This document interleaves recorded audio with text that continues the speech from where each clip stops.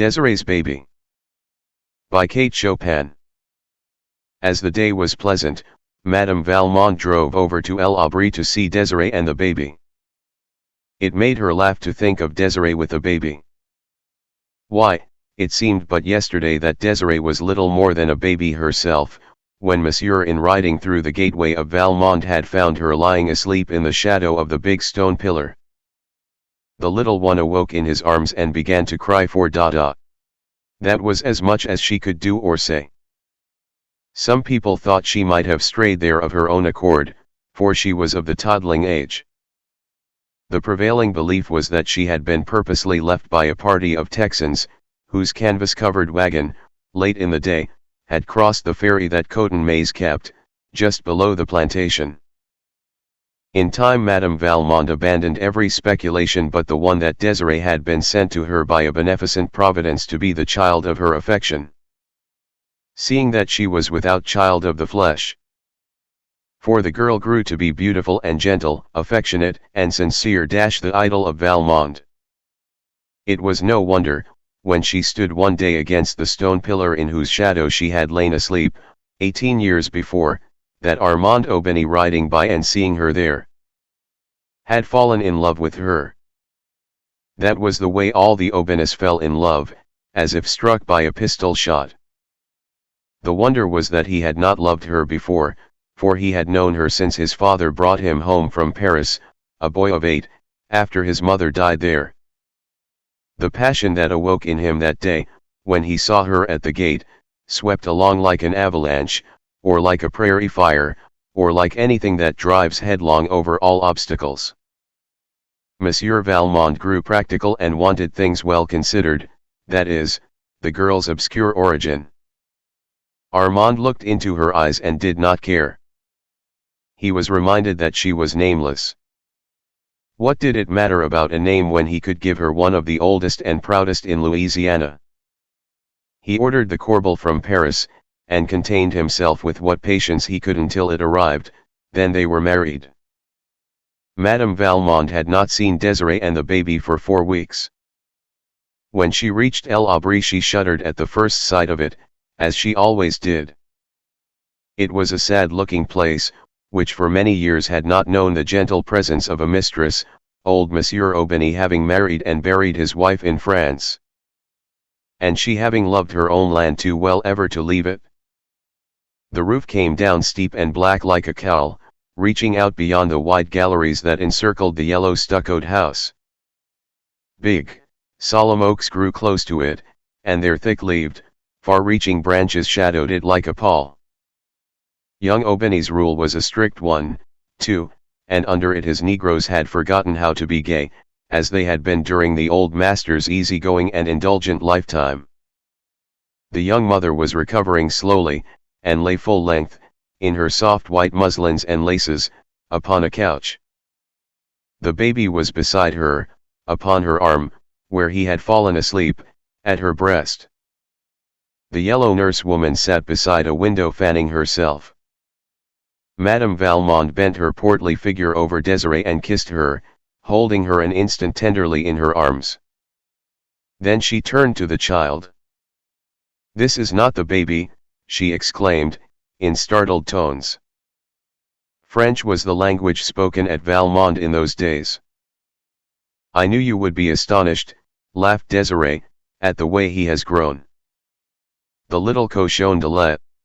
Look at his legs, Mama, and his hands and fingernails. Real fingernails. Zandrine had to cut them this morning. Isn't it true, Zandrine?" The woman bowed her turbaned head majestically. "Mais si, madame." "And the way he cries," went on Desiree, "is deafening. Armand heard him the other day as far away as La Blanche's cabin." Madame Valmont had never removed her eyes from the child. She lifted it and walked with it over to the window that was lightest. She scanned the baby narrowly, then looked as searchingly at Zandrine, whose face was turned to gaze across the fields. "Yes, the child has grown, has changed," said Madame Valmont, slowly, as she replaced it beside its mother. "What does Armand say?" Desiree's face became suffused with a glow that was happiness itself. "Oh, Armand is the proudest father in the parish, I believe, chiefly because it is a boy, to bear his name, though he says not that he would have loved a girl as well. But I know it is true. I know he says that to please me. And mamma," she added, drawing Madame Valmont's head down to her, and speaking in a whisper, "he has nt punished one of them, not one of them, since baby is born. Even Negrillon, who pretended to have burnt his leg that he might rest from work, he only laughed, and said Negrillon was a great scamp. Oh, mamma, I'm so happy, it frightens me." What Desiree said was true. Marriage, and later the birth of his son, had softened Armand Aubigny's imperious and exacting nature greatly. This was what made the gentle Desiree so happy, for she loved him desperately. When he frowned she trembled, but loved him. When he smiled, she asked no greater blessing of God. But Armand's dark, handsome face had not often been disfigured by frowns since the day he fell in love with her. When the baby was about 3 months old, Desiree awoke one day to the conviction that there was something in the air menacing her peace. It was at first too subtle to grasp. It had only been a disquieting suggestion, an air of mystery among the blacks, unexpected visits from far-off neighbors who could hardly account for their coming. Then a strange, an awful change in her husband's manner, which she dared not ask him to explain. When he spoke to her, it was with averted eyes, from which the old love light seemed to have gone out. He absented himself from home, and when there, avoided her presence and that of her child, without excuse. And the very spirit of Satan seemed suddenly to take hold of him in his dealings with the slaves. Desiree was miserable enough to die. She sat in her room, one hot afternoon, in her peignoir, listlessly drawing through her fingers the strands of her long, silky brown hair that hung about her shoulders. The baby, half naked, lay asleep upon her own great mahogany bed, that was like a sumptuous throne, with its satin-lined half-canopy. One of La Blanche's little quadroon boys, half naked too, stood fanning the child slowly with a fan of peacock feathers. Desiree's eyes had been fixed absently and sadly upon the baby, while she was striving to penetrate the threatening mist that she felt closing about her. She looked from her child to the boy who stood beside him, and back again, over and over. Ah! It was a cry that she could not help, which she was not conscious of having uttered. The blood turned like ice in her veins, and a clammy moisture gathered upon her face. She tried to speak to the little quadroon boy, but no sound would come, at first. When he heard his name uttered, he looked up, and his mistress was pointing to the door. He laid aside the great, soft fan, and obediently stole away, over the polished floor, on his bare tiptoes. She stayed motionless, with gaze riveted upon her child, and her face the picture of fright. Presently her husband entered the room, and without noticing her, went to a table and began to search among some papers which covered it. "Armand," she called to him, in a voice which must have stabbed him, if he was human. But he did not notice. "Armand," she said again, then she rose and tottered towards him. "Armand," she panted once more, clutching his arm, "look at our child. What does it mean? Tell me." He coldly but gently loosened her fingers from about his arm and thrust the hand away from him. "Tell me what it means," she cried despairingly. "It means," he answered lightly, "that the child is not white, it means that you are not white." A quick conception of all that this accusation meant for her nerved her with unwonted courage to deny it. "It is a lie, it is not true, I am white. Look at my hair, it is brown, and my eyes are grey, Armand, you know they are grey. And my skin is fair," seizing his wrist. "Look at my hand, whiter than yours, Armand," she laughed hysterically. "As white as La Blanche's," he returned cruelly, and went away leaving her alone with their child.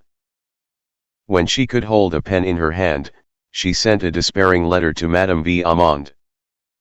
My mother, they tell me I am not white. Armand has told me I am not white. For God's sake tell them it is not true. You must know it is not true. I shall die. I must die. I cannot be so unhappy, and live. The answer that came was as brief. My own Desiree, come home to Valmont, back to your mother who loves you. Come with your child. When the letter reached Desiree, she went with it to her husband's study, and laid it open upon the desk before which he sat. She was like a stone image, silent, white, motionless after she placed it there. In silence he ran his cold eyes over the written words. He said nothing. Shall I go, Armand? She asked in tones sharp with agonized suspense. Yes, go. Do you want me to go? Yes, I want you to go. He thought Almighty God had dealt cruelly and unjustly with him, and felt, somehow, that he was paying him back in kind when he stabbed thus into his wife's soul. Moreover, he no longer loved her, because of the unconscious injury she had brought upon his home and his name. She turned away like one stunned by a blow, and walked slowly towards the door, hoping he would call her back. Goodbye, Armand, she moaned. He did not answer her. That was his last blow at fate. Desiree went in search of her child. Zandrine was pacing the somber gallery with it. She took the little one from the nurse's arms with no word of explanation, and descending the steps, walked away, under the live oak branches. It was an October afternoon, the sun was just sinking. Out in the still fields the Negroes were picking cotton. Desiree had not changed the thin white garment nor the slippers which she wore. Her hair was uncovered and the sun's rays brought a golden gleam from its brown meshes. She did not take the broad, beaten road which led to the far-off plantation of Valmont. She walked across a deserted field, where the stubble bruised her tender feet, so delicately shod, and tore her thin gown to shreds. She disappeared among the reeds and willows that grew thick along the banks of the deep, sluggish bayou, and she did not come back again.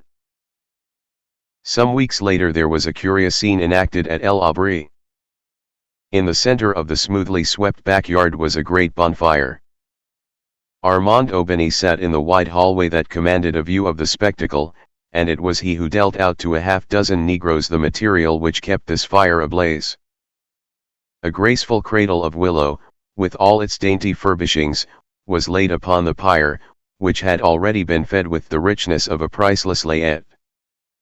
Then there were silk gowns, and velvet and satin ones added to these, laces, too, and embroideries, bonnets and gloves, for the corbel had been of rare quality. The last thing to go was a tiny bundle of letters, innocent little scribblings that Desiree had sent to him during the days of their espousal. There was the remnant of one back in the drawer from which he took them. But it was not Desiree's, it was part of an old letter from his mother to his father. He read it. She was thanking God for the blessing of her husband's love. But, above all, she wrote, night and day, I thank the good God for having so arranged our lives that our dear Armand will never know that his mother, who adores him, belongs to the race that is cursed with the brand of slavery.